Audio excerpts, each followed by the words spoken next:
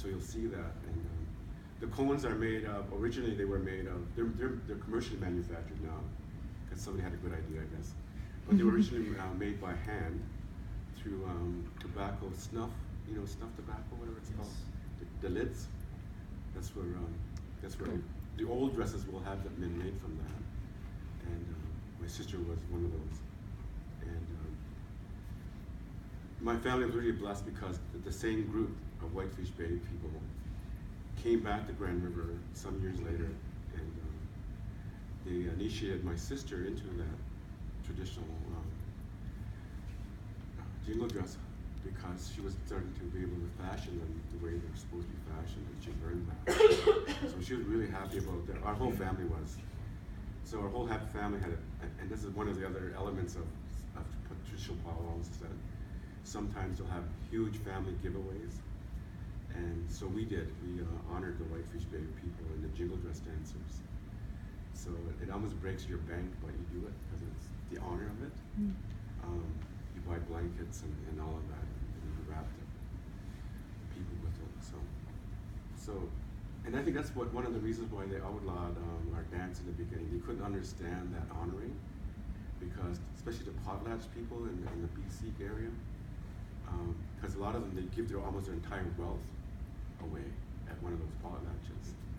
And I think government agencies or the government didn't understand why would a society do that?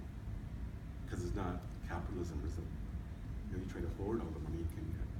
Whereas this way here, a whole family fundraises to give away gifts. So that's why they got the potlatch was outlawed.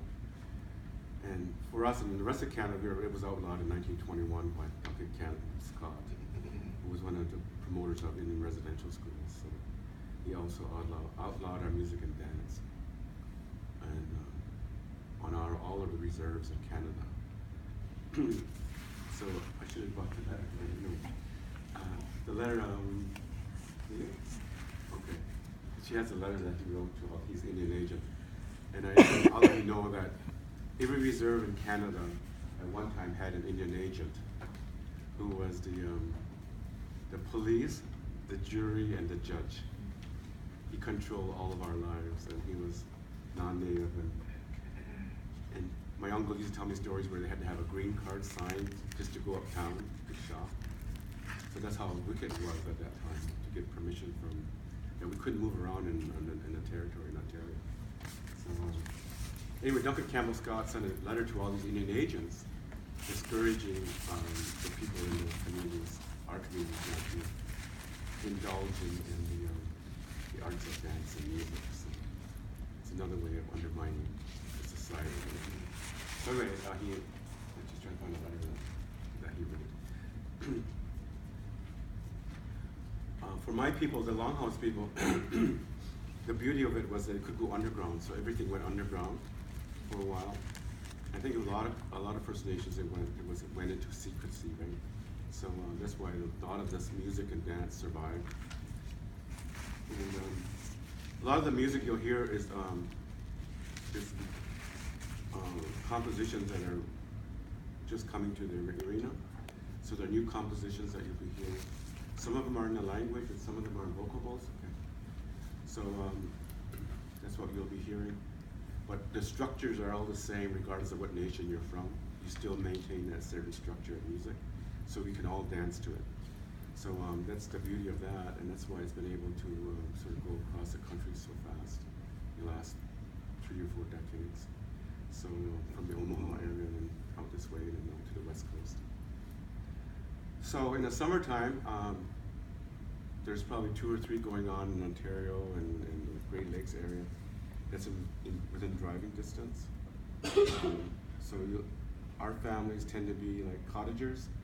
Cottagers, you Friday night, they go up north. We do the same thing. We pack up our tents and we go to another community to dance.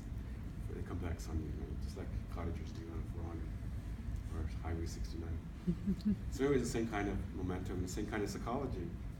Because there is a certain, I don't know if anybody ever participated in a parade or caravana. There's a psychology about that if you dig deep down, you'll find it.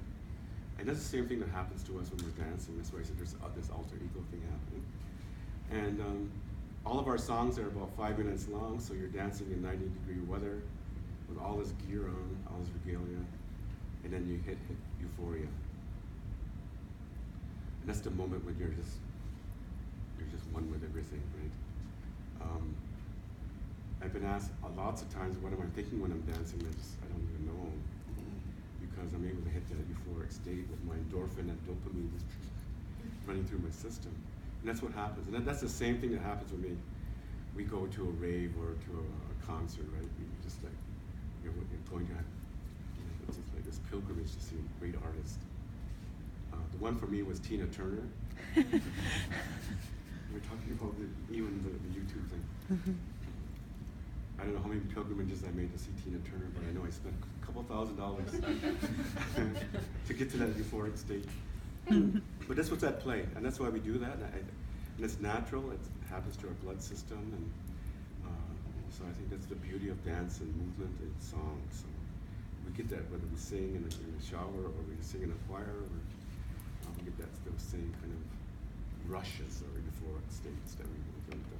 Like a runner when they hit the ball, they can just keep on moving. So the same thing happens with music and dance, and that's the beauty of it for me. So what we're going to try and do. What is something else I should say? The dancers are coming in. We're going to have a big craft fair. We have a number of booths, right? Yeah, we have tons of vendors. Play dignitaries. The Métis Jiggers. We're having Métis Jiggers coming. The fiddler. We're also having a hoop dance. Inuit? An Inuit drummer and singer, and Aztec dancers as well. So we're trying to present all forms of indigeneity that are represented here at the university, and that being Métis, the smoke dance from the Haudenosaunee, and all the traditional jingle within the intertribals, and also the Aztec dancers as well.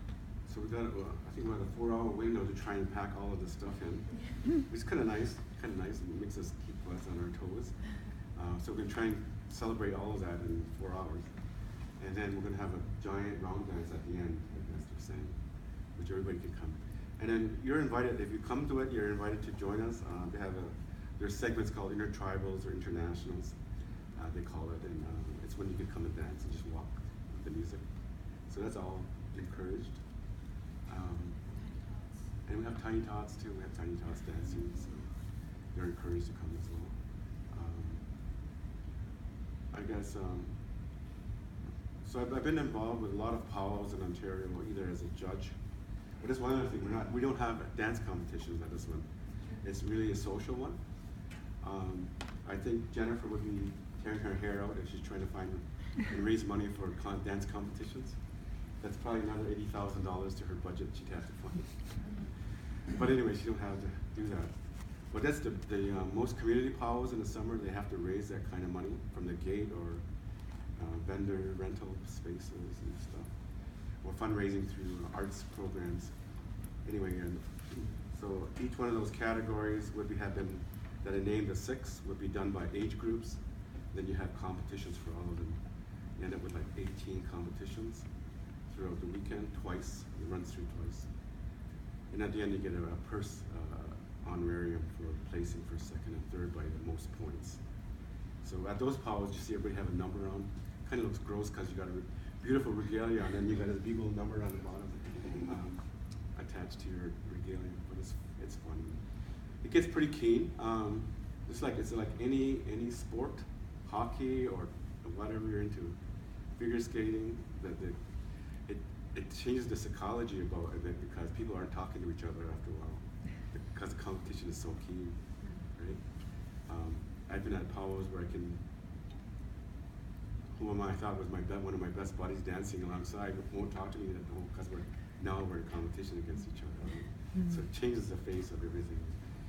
But that's good too, but and then some people actually they make a living out of it, like through the summer. They can, if they're really good and keen at executing their poise, whatever, and whatever gets the judge's eye,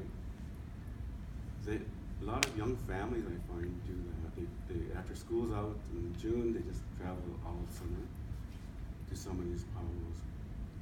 And prize money is getting way up there. Like first place is like $1,500 for I'd say about 10 minutes work. Mm-hmm. But you're there all weekend, so it's a.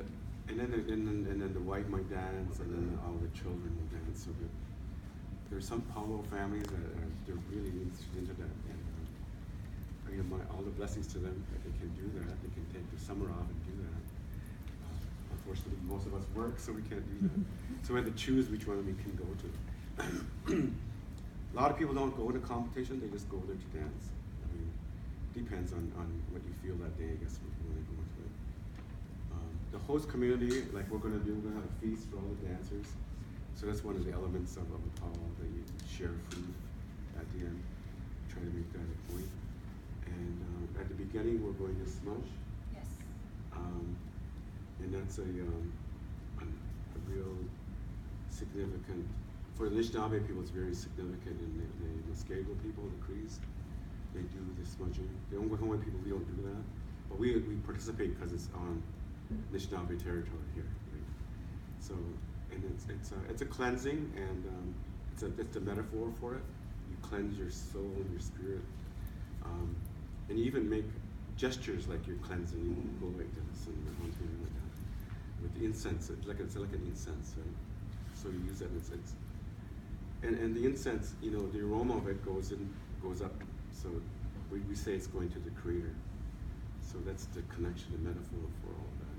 So this powwow has a lot of that kind of teaching and metaphor, and we'll get. The MC is understanding of that, and he's going to try and explain as much as he can, even the regalia, the different kinds of regalia, and the music, because you dance to different kinds of rhythms, but it's all the same, the structure's the same, so you'll see them, they might do a crow hop or a round dance, or the category dances that I just mentioned. So, and then the two-step, which is a partner dance with a man and woman. So we have time, we can try and do that. But it depends on how much time the MC has as well, because he's got to push all this into 4 hours. So that's his role, and I'm the arena director, so we're in contact all the time to make sure that this runs safely and smoothly as possible. Yeah. So any questions? Can I explain?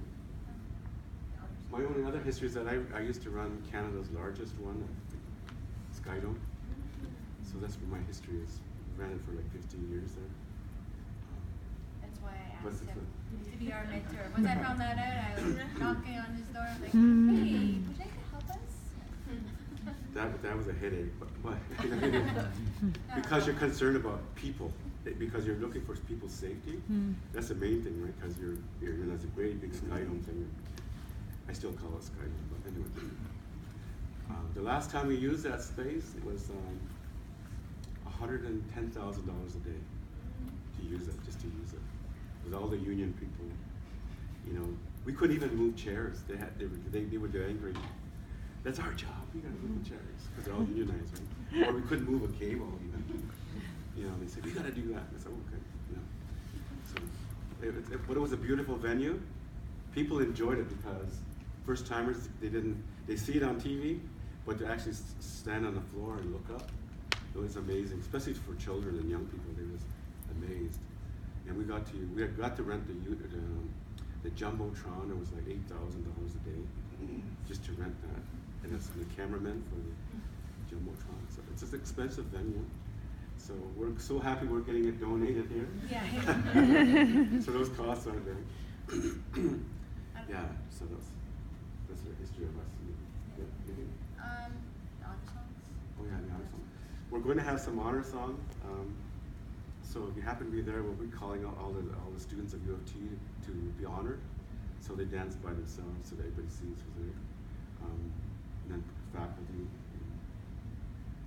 I guess the organizers too as well. They'll have their own honor song for them. So that's for everybody to give thanks to them, and they get to dance in front of us, and we get to see who they are.